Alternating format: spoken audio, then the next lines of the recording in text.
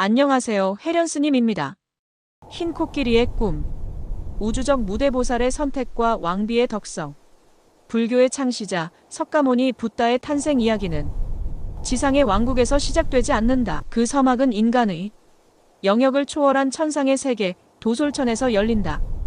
이 천상의 서막은 붓다의 탄생이 우연한 사건이 아니라 최상의 지혜와 자비를 갖춘 한 위대한 존재가 중생 구제를 위해 세심하게 계획하고 실행한 우주적 사건임을 선언한다. 따라서 마야 부인의 태몽은 단순한 길조를 넘어 신성한 계획의 첫 번째 가시적 징표로서 심오한 신학적 의미를 지닌다. 도솔천의 보살 마지막 생을 앞둔 존재 붓다가 되기 이전 그는 도솔천에서 호명보살 또는 선해보살로 불리며 머물고 있었다. 그는 단 한 번의 생만 더 거치면 완전한 깨달음을 이루어 붓다가 될 수 있는 경지에 오른 일생보처보살이었다. 이는 그가 이미 헤아릴 수 없는 시간 동안 수많은 생을 거듭하며 보살행을 실천하고 바라미를 완성했음을 의미한다. 자타카 설화에 기록된 그의 무수한 전생 이야기들은 이 마지막 생이 모든 공덕과 수행의 정점에 있음을 증명한다. 이처럼 붓다가 될 존재는 이미 인간으로 태어나기 전부터 완전한 의식과 신성을 갖춘 존재였으며 그의 강림은 필연적이고 자비로운 결단의 결과였다. 위대한 관찰시대, 장소, 부모를 선택하다. 도솔천에서의 생이 다가오자 보살은 지상에 강림할 최적의 조건을 찾기 위해 세상을 깊이 관찰했다. 그는 법의 가르침이 가장 절실히 필요한 시대와 장소를 살폈다. 수많은 지역 가운데 인도 의잠부드비파 그 중에서도 천하의 중심으로 여겨진 카필라성 의족을 자신의 혈통으로 선택했다.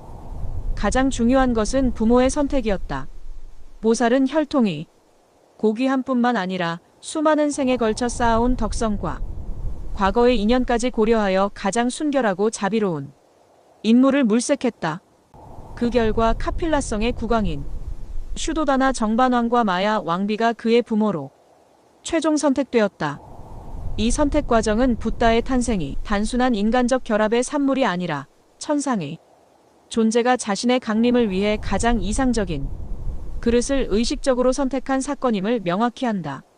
이는 단순한 태몽서사를 넘어 붓다의 독보적인 위상을 확립하는 근본적인 신학적 토대가 된다.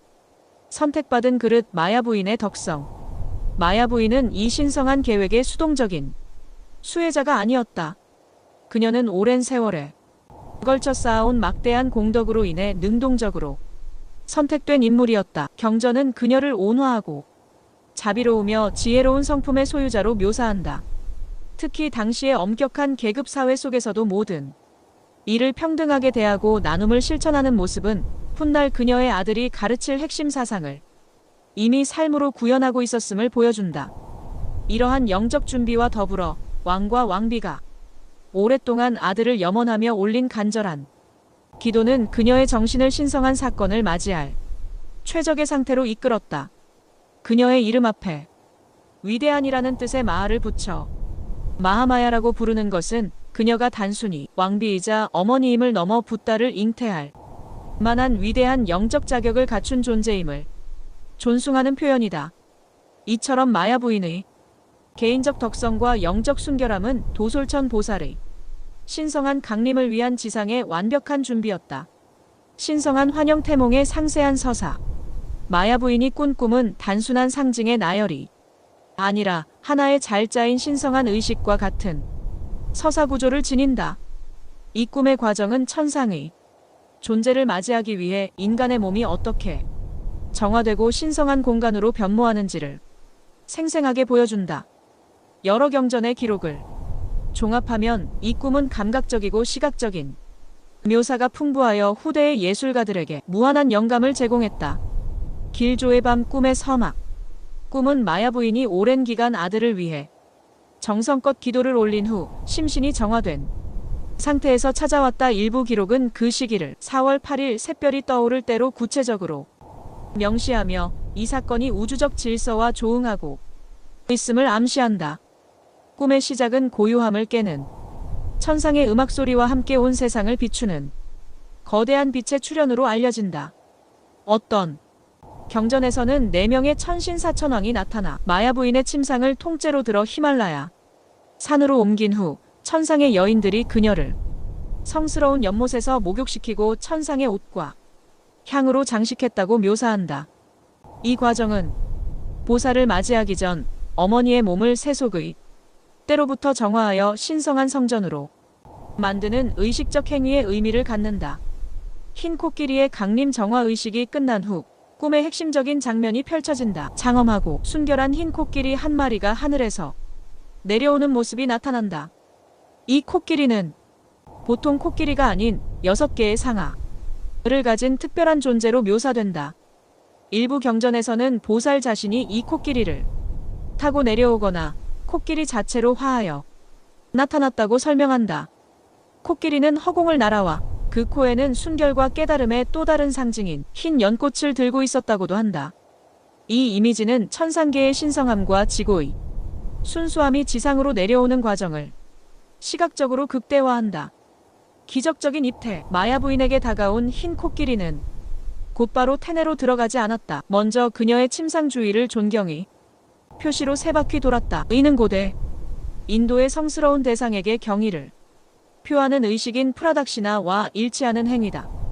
이 경건한 의식을 마친 코끼리는 고통 없이 부드럽게 그녀의 오른쪽 옆구리를 통해 몸 안으로 들어갔다.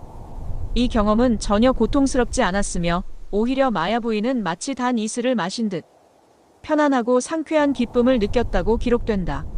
심지어 그녀의 몸은 유리처럼 투명해져서 태내에 들어온 코끼리의 모습이 밖으로 비쳐 보일 정도였다고 한다. 이 묘사는 단순한 수태의 과정을 넘어 신성한 존재가 인간의 몸을 빌리는 과정이 얼마나 순결하고 초월적인 방식으로 이루어졌는지를 강조한다. 이로써 마야 부인의 몸은 단순한 육신이 아니라 신성을 담는 투명하고 성스러운 그릇, 즉 살아있는 성전으로 완벽하게 변모했다. 꿈에서 깨어난 마야 부인은 이전과 다른 물리적인 존재감, 즉 몸이 무거워졌음을 느끼고 자신이 잉태했음을 직감했다. 그녀는 이 경이롭고 기쁨에 찬 꿈 이야기를 즉시 남편인 슈도다나 왕에게 알렸다. 왕 또한 밤사이 상서로운 징조들을 목격했기에 이 꿈이 보통 꿈이 아님을 깨닫고 그 의미를 해석하기 위해 현자들을 부를 준비를 했다. 마야 부인의 태몽은 단순한 이야기가 아니라 심오한 불교 철학과 고대 인도의 문화적 상징들이 응축된 한편의 시각적 경전과 같다. 꿈에 등장하는 각각의 요소들은 다층적인 의미를 지니고 있으며 이를 해독하는 것은 붓다의 본질과 그의 가르침의 핵심을 이해하는 것과 직결된다. 고대 인도 사회에서 코끼리는 왕의 권위, 국력, 그리고 위엄을 상징하는 동물이었다. 코끼리를 소유하는 것은 왕이나 부유한 귀족의 특권이었으며 특히 매우 희귀한 흰 코끼리는 세상을 정의로 다스릴 이상적인 군주, 전륜성왕의 출현을 알리는 가장 상서로운 징조로 여겨졌다. 또한 코끼리는 비를 부르는 구름과 연관되어 풍요와 생명력을 상징하기도 했다. 불교는 이러한 기존의 상징을 수용하면서도 더욱 깊은 영적 의미를 부여했다. 코끼리, 거대한 힘과 온순한 성품은 붓다의 위대한 영적인 힘과 끝없는 자비심을 동시에 나타내는 상징으로 재해석되었다. 특히 흰색은 모든 번뇌와 업장의 때가 완전히 사라진 절대적인 순수함과 청정함을 의미한다. 만약 꿈에 나타난 코끼리가 얼룩덜룩했다면 이는 아직 정화되지 않은 업이 남아있음을 의미했을 것이다. 따라서 순백의 코끼리는 태어날 아기가 모든 세속적 더러움에서 벗어난 완전한 정화의 상태에 있음을 상징한다. 태몽에 등장하는 코끼리가 가진 6개의 상아는 이 꿈의 가장 핵심적인 상징 중 하나다. 가장 보편적이고 심오한 해석은 이 6개의 상아가 보살이 붓다가 되기 위해 반드시 완성해야 하는 6가지 완전한 덕목, 즉 6바라밀, 6PRAMITS 을 상징한다는 것이다. 6바라밀은 다음과 같다. 모시, 디나 자비심으로 베푸는 관대함, 지게, 라 청정한 계율을 지키는 도덕성, 인욕, KNTI 어떠한 어려움도 참고 견디는 인내, 정진, BRYA 깨달음을 향해 끊임없이 나아가는 노력, 선정, DHY나 마음을 고요히 하여 집중하는 명상, 지혜, PRAJ 모든 현상의 실상을 꿰뚫어보는 통찰. 따라서 6개의 상하를 가진 코끼리가 테네로 들어왔다는 것은 마야 부인이 잉태한 존재가 이미 이 6가지 바라미를 완벽하게 성취한 위대한 존재임을 의미한다. 한편 힌두 신화에서 신들의 왕 인드라가 타는 신성한 코끼리 아이라바타와 연관지어 태어날 아기가 천상의 신들조차 뛰어넘는 최상의 존재임을 암시한다는 해석도 존재한다. 보살이 마야 부인의 오른쪽 옆구리를 통해 입퇴했다는 묘사 역시 3가지 중요한 의미를 담고 있다. 첫째, 문화적 계급적 의미다. 고대 인도의 카스트 제도 신화에 따르면 최상위 계급인 브라마는 신의 입에서 왕족무사 계급인 크샤트리아는 신의 옆구리에서 태어났다고 전해진다. 붓다의 가문은 크샤트리아 계급에 속했으므로 옆구리를 통한 입퇴는 그의 고귀한 왕족 혈통을 상징적으로 드러내는 장치다. 둘째, 보편적 순결의 상징이다. 여러 문화권에서 오른쪽은 신성함, 깨끗함, 정의를 상징하고 왼쪽은 부정함, 불의를 상징하는 경향이 있다. 따라서 오른쪽 옆구리를 통한 입퇴는 붓다의 잉태가 인간적인 정욕이나 어떠한 세속적 더러움에도 물들지 않은 완벽하게 순결한 무염수태였음을 강조한다. 셋째, 철학적 중도의 상징이다. 일부 선승들은 이 묘사에서 더 깊은 철학적 의미를 찾는다.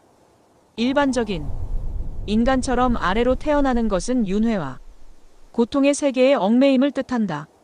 반대로 위로 태어나는 것은 세속을 완전히 떠난 초월적 상태만을 의미할 수 있다. 그러나 옆구리를 통해 태어나는 것은 이 양극단을 모두 넘어선 중도를 상징한다. 이는 존재와 비존재, 성과 속, 현상과 본질이라는 이분법적 사고를 모두 파괴하는 혁명적인 탄생을 의미하며 붓다의 가르침의 핵심인 중도의 사상을 그의 탄생 자체에 각인시킨 것이다. 구독해주셔서 감사합니다. 소원 성취하세요.